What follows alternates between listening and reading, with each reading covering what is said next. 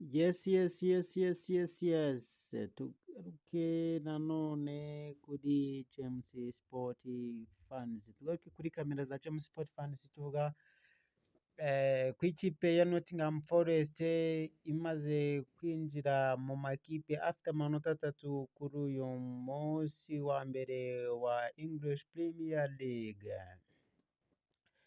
Igitego cy'umuhungu bita Wards ku munota wa 5 w'igice cya mbere. Brentford bikomeje kugorana wallahi. Man City yagarutse ku mwanya wa mbere n'amanota yayo 3 ku mukino wa mbere.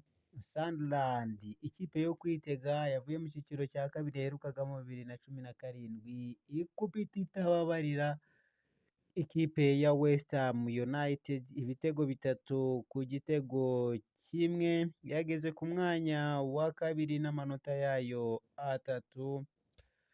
Tottenham Hotspurs ku mwanya wa gatatu n'amanota yayo 3 nyuma yo gutsinda ikipe ya Burnley ibitego 3-0. Ikipe ya Liverpool ku mwanya wa kane n'amanota yayo 3 nyuma yo gutsinda Bournemouth ibitego 4-2. Ikipe ya Nottingham rero ku mwanya wa kane kiracyari igitego 1-0 bageze ku munota wa 25 w'igice cya mbere. Ikipe ya Brighton ku mwanya wa 7 n'inota 1 nyuma yo kunganya n'ikipe ya Fulham. Hanyuma ikipe ya Aston Villa nayo iri kuri uwo mwanya hafi gatoya n'inota 0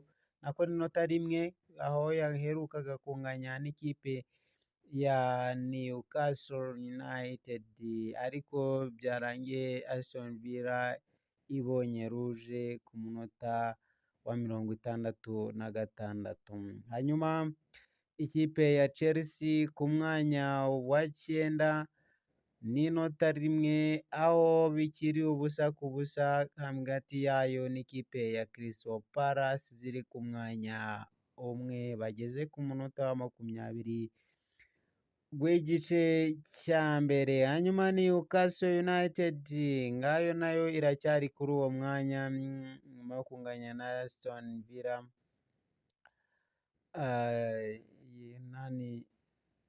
Nyuma yo kunganya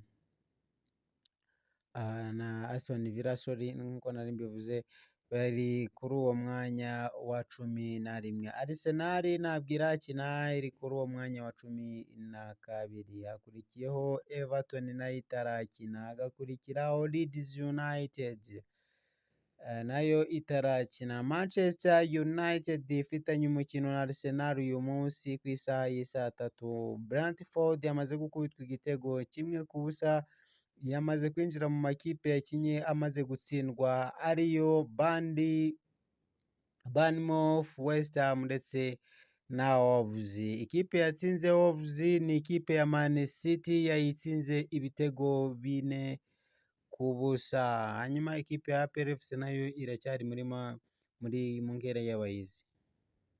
Komeze gukanda subscribe kugira ngo dukomeze kubana Sport Update News. Turagaruka mu kanya ku isaha y'isa 3.